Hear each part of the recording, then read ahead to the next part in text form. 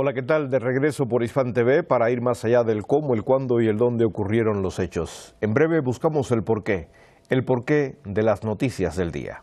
Bienvenidos.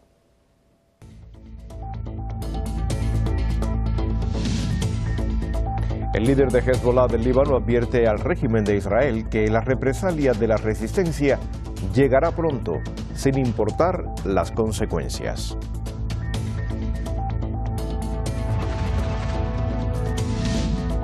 Japón conmemora el 79 aniversario del bombardeo atómico sobre la ciudad de Hiroshima por Estados Unidos.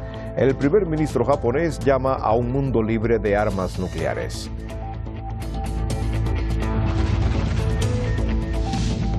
Y las Fuerzas Armadas de Venezuela ratifican su absoluta lealtad al presidente reelegido Nicolás Maduro. Condenan a los que pretenden desconocerlo.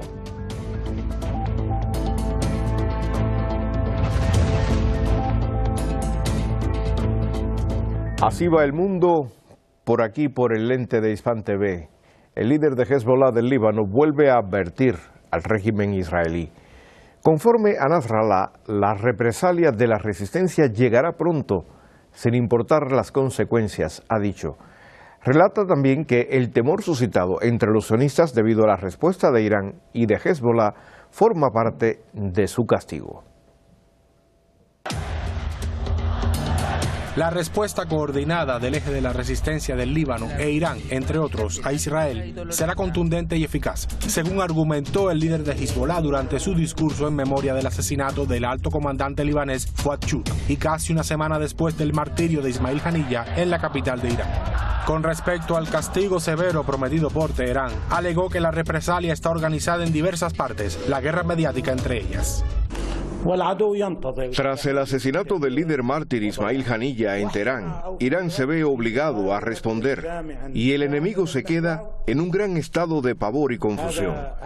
La espera de una semana por parte de Israel es parte del castigo, parte de la respuesta, parte de la batalla, porque la batalla es psicológica y moral. En una declaración televisada, Nasrallah reiteró que las acciones terroristas de Israel no se pueden perdonar, sean cuales sean los resultados. Solo en el contexto de una respuesta unificada de todo el eje de la resistencia. Esta es una batalla importante que la resistencia no puede ignorar, sean cuales sean las consecuencias. Acerca de otras cuestiones de la región, destacó el doble rasero de Washington hacia la guerra genocida en Gaza, así como su postura paradójica ante la respuesta de Teherán. ¿Qué están diciendo ahora los estadounidenses? Están diciendo a Irán y al Líbano y a todo el mundo: tengan paciencia y dennos un poco de tiempo porque estamos trabajando para detener la guerra en Gaza. Sí, el objetivo es cesar la agresión en la franja de Gaza. Sin embargo, ¿quién puede confiar en los estadounidenses después de 10 meses de engaños e hipocresía y de mentir a toda la comunidad internacional y a los pueblos del mundo, diciéndoles que quieren parar la guerra mientras siguen enviando armas y dinero a Israel? De acuerdo con Nasrallah, la respuesta llegará en breve, porque es fácil destruir las capacidades del régimen ocupante en solo media hora debido al poderío de la resistencia. Mientras tanto, el régimen de Israel y sus aliados en particular están alertas, esperando que suenen las sirenas, lo cual, según el líder de Hezbollah, es cuestión de tiempo.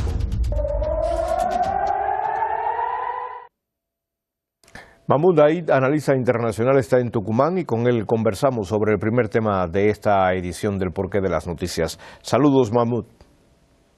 Buenas noches, estimado Jaime. Un gusto, un placer estar con ustedes nuevamente. Como siempre, el gusto es nuestro. Mahmoud, el líder de Hezbollah del Líbano vuelve a advertir a Israel. Conforme a Nasrallah, la represalia de la resistencia llegará pronto y dice, sin importar las consecuencias. ¿De qué consecuencias pudiéramos estar hablando? Bismillahirrahmanirrahim, en el nombre de Dios, el clemente, el misericordioso. Bueno, la opinión pública israelí, el pueblo, la población israelí ocupante de la tierra de Palestina conoce muy bien al Sayyid Hassan Nasrallah. Sabe que cuando él habla, dice la verdad, cuando él promete algo, lo va a cumplir. Incluso en algunos reportajes le creen más a Sayed Hassan Nasrallah que al propio gobierno israelí, ¿sí? Y si el Sayed dice que van a atacar el eje de la resistencia, va a atacar, lo va a hacer, ¿sí? Están esperando, yo creo que, yo lo he dicho anteriormente, están aplicando una política de ablandamiento y una guerra psicológica muy, pero muy importante que están realizando el eje de la resistencia, la República Islámica, la resistencia del Líbano, que eso produce mucho temor en todo la ciudadanía israelí, en el gobierno israelí, ¿sí? Nosotros tenemos que tener en cuenta que el sionista por naturaleza es cobarde, ¿sí? Es cobarde, se esconde siempre detrás de un escudo, de armas, del potencial militar para asesinarlo. Hemos visto en Gaza, en las distintas masacres y ataques que ha habido a la Franja de Gaza o al Líbano. Atacan desde aviones muy altos sin entrar en una guerra cuerpo a cuerpo, y cuando lo han hecho han perdido, ¿sí? En el 2006, en el 2014, en el Líbano en el 2006 y en el 2014 en la Franja de Gaza, ¿sí? Yo creo que cuando el Sayed habla de las consecuencias en general. Primero, las peores para el Estado genocida de Israel, ¿sí? Porque va a ser un ataque contundente de todo el eje, estoy convencido que va a ser contundente y coordinado de todo el eje de la resistencia, y también lamentablemente va a haber consecuencias para la población libanesa y para la población de los otros países. Yo espero que sea rápido, que, como dicen, un ataque quirúrgico y destroce todo el potencial militar del Estado genocida de Israel.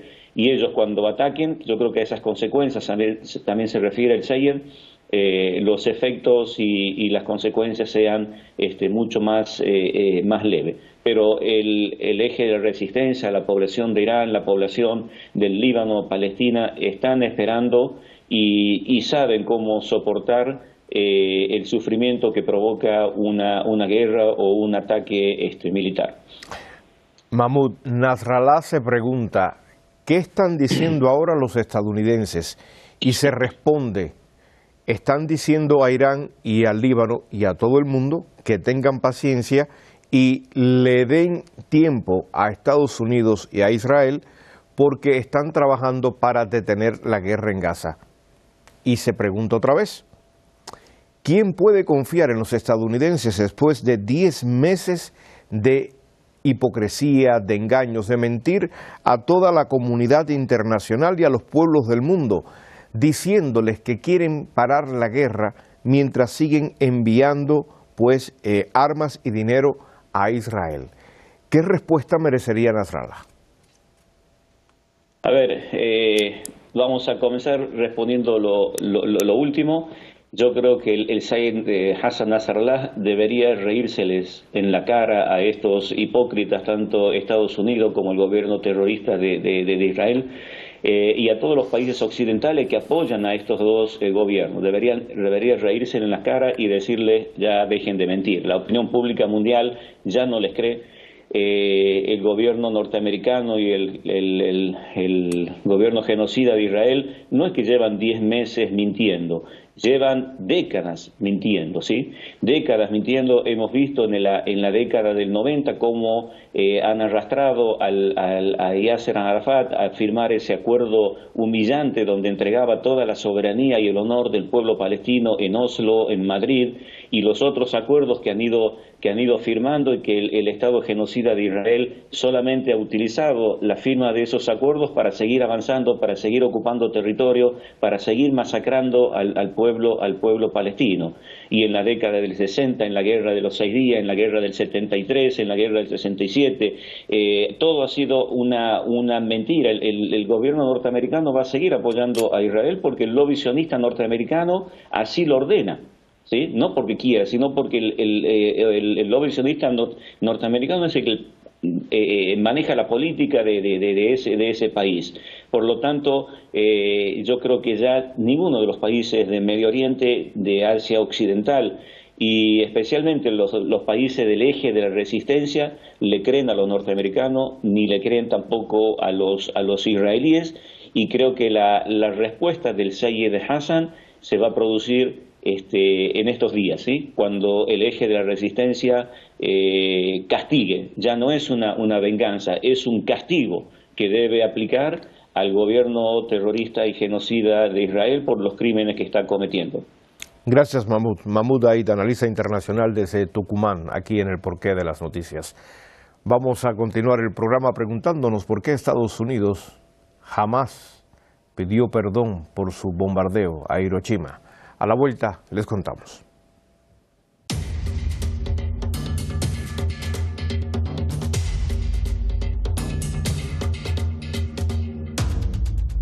Japón conmemora el 79 aniversario del bombardeo atómico sobre la ciudad de Hiroshima por Estados Unidos, que masacró a casi 140.000 personas.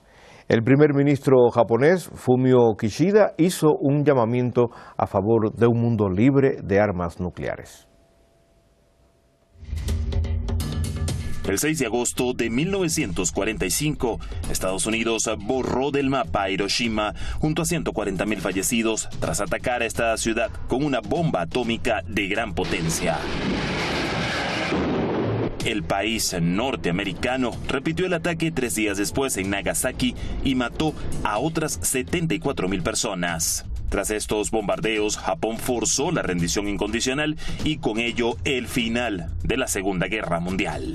En el aniversario 79 del bombardeo atómico estadounidense, los japoneses se manifestaron en Hiroshima contra la proliferación nuclear. Durante el evento, el primer ministro japonés hizo un llamamiento a favor de un mundo libre de armas nucleares.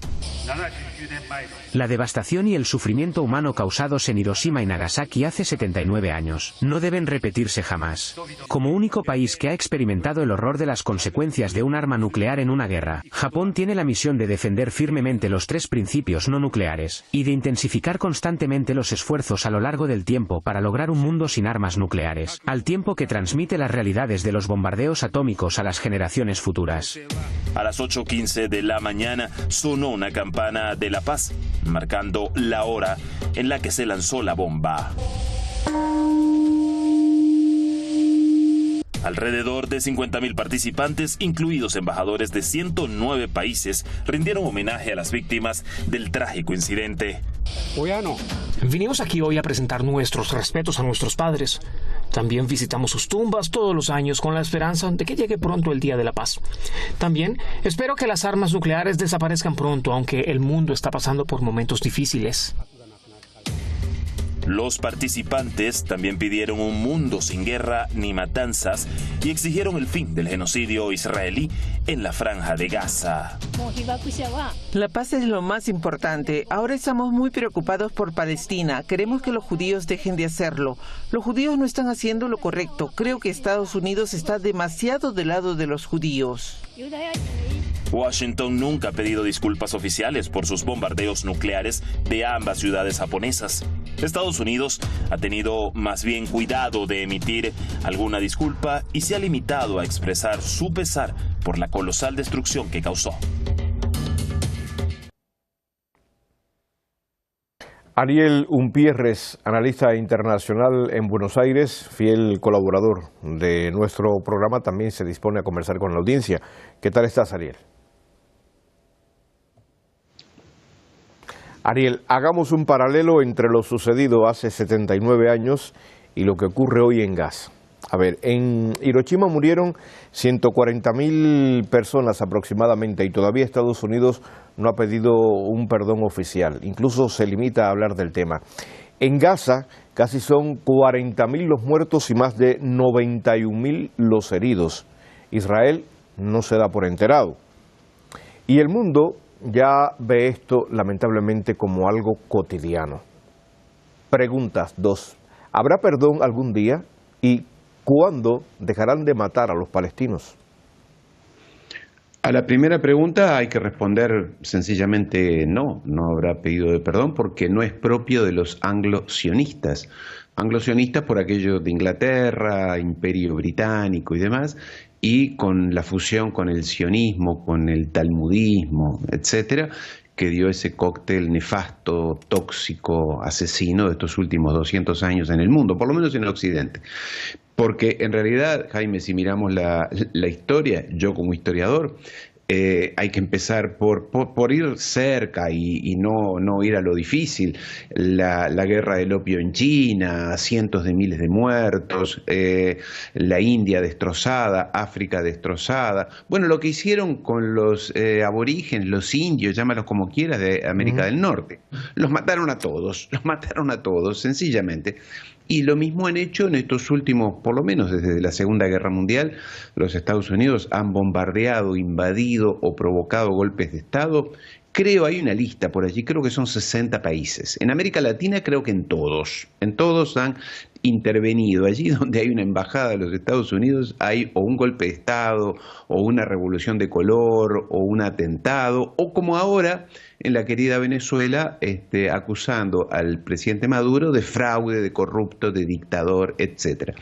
Siempre es esta concepción que tienen los anglo-sionistas de avasallar, de oprimir, de bombardear, pero después dicen hay que cumplir con los derechos humanos. Tú no eres derecho humano, yo sí soy respetuoso de los valores, de nuestra dignidad y la cultura y demás.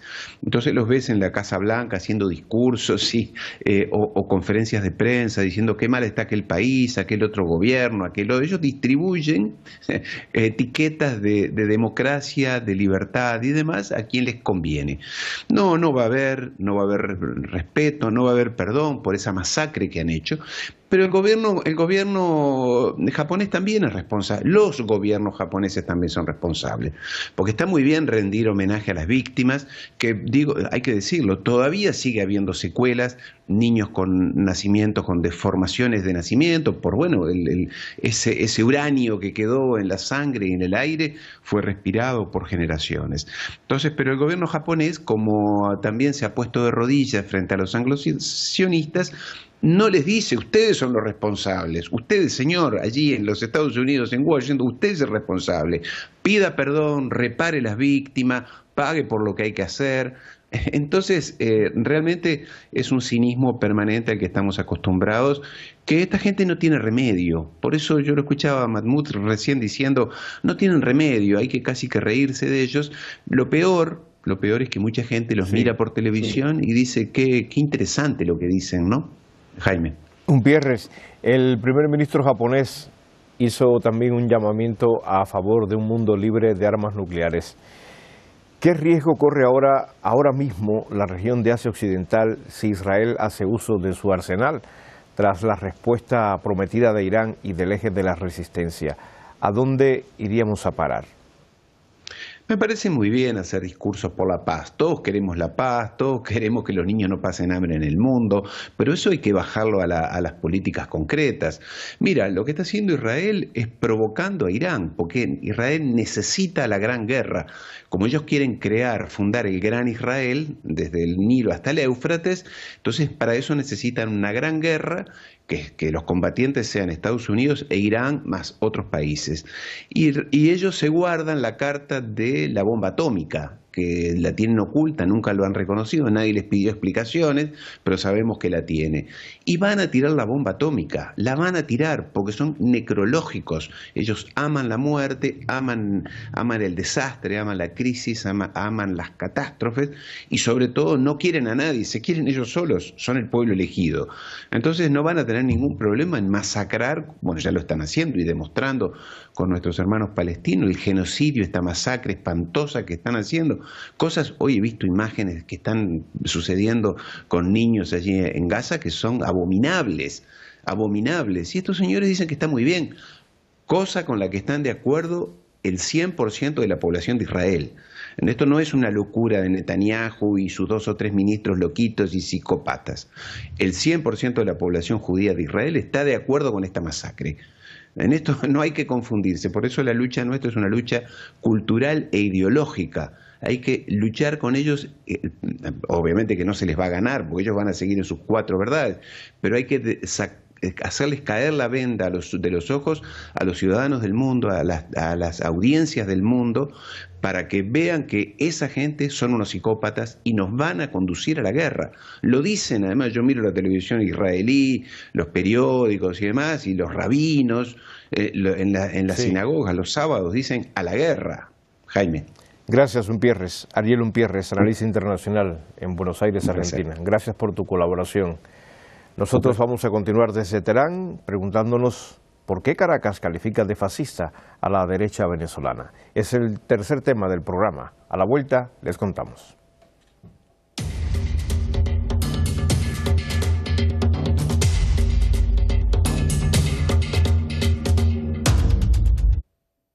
Las Fuerzas Armadas de Venezuela destacan su rol en el respeto a la ley y al resultado electoral. Condenan a los que pretenden desconocerlo y ratifican su absoluta lealtad al presidente reelegido Nicolás Maduro. Saludamos a todo el pueblo de Venezuela. En un comunicado conjunto con la Fuerza Armada Nacional Bolivariana y los cuerpos policiales del país, el ministro venezolano de Defensa subrayó este martes los altísimos estándares de transparencia de las presidenciales del 28 de julio, rechazando así la petición de los líderes opositores María Corina Machado y Edmundo González, quienes pidieron a las fuerzas militares y policiales que reconocieran su autoproclamada victoria. Rechazamos contundentemente los desesperados y sediciosos planteamientos contenidos en un escrito publicado en las redes sociales el día de ayer, 5 de agosto, de los corrientes, por parte del señor Edmundo González Urrutia, ex candidato presidencial, y la ultraderechista María Corina Machado. Resulta ofensivo que intenten dirigirse a los efectivos militares y policiales a quienes siempre ellos han despreciado, incitándolos a desobedecer las leyes. Para Padrino, estos llamados no lograrán resquebrajar la unidad de las Fuerzas Armadas, quienes ante los intentos desestabilizadores tras los comicios garantizarían la paz y el orden.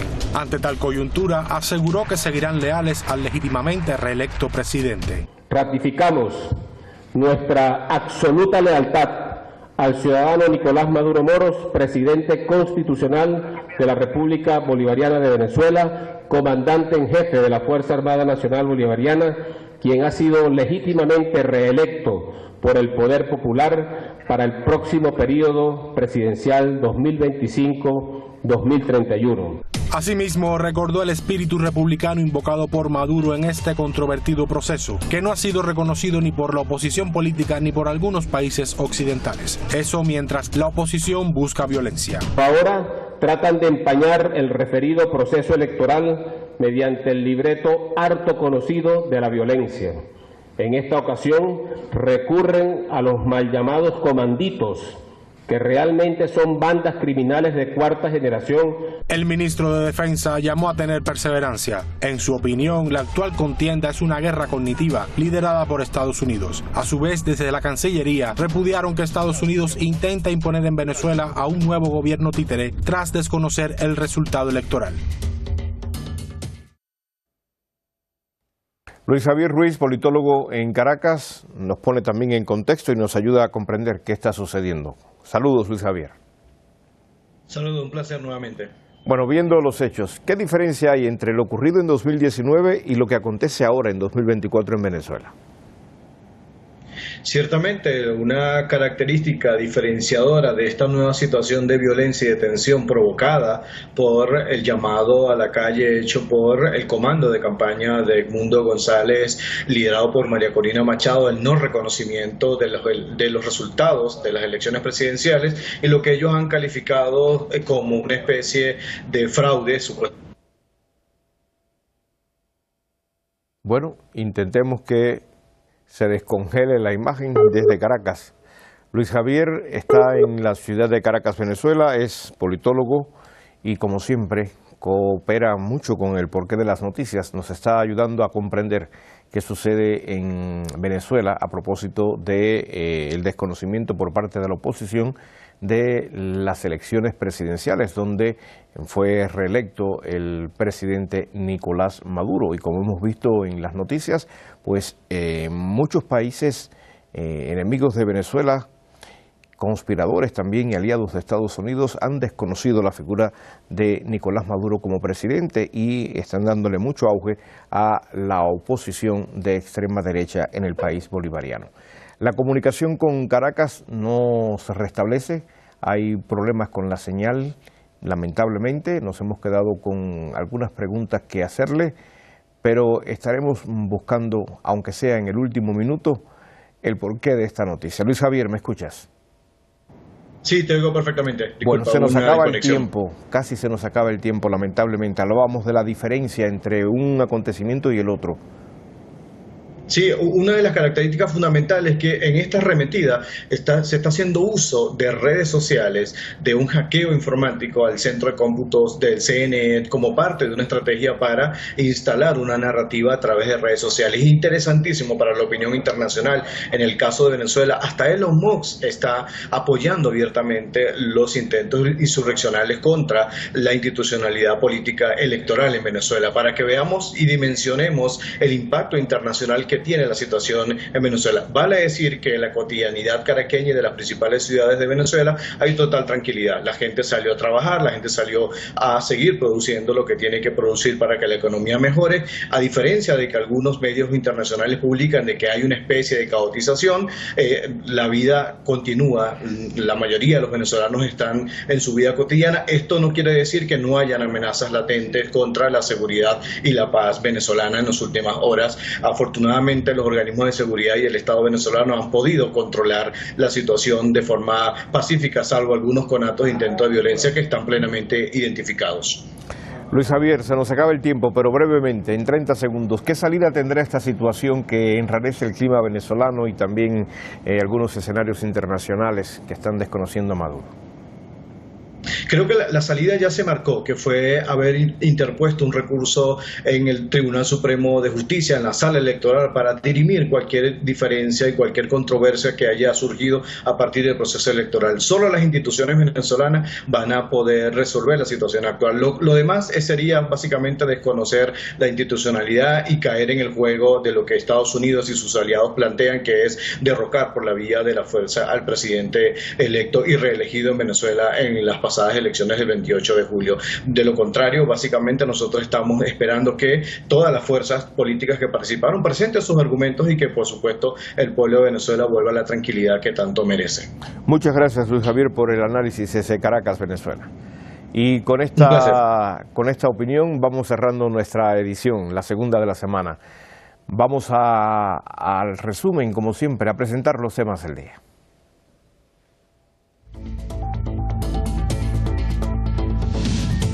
El líder de Hezbollah del Líbano advierte al régimen de Israel que la represalia de la resistencia llegará pronto, sin importar las consecuencias.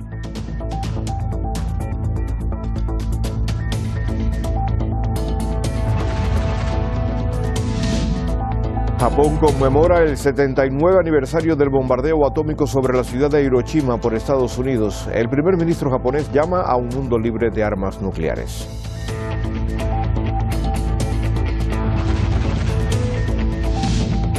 Y las Fuerzas Armadas de Venezuela ratifican su absoluta lealtad al presidente reelegido Nicolás Maduro. Condenan a los que pretenden desconocerlo.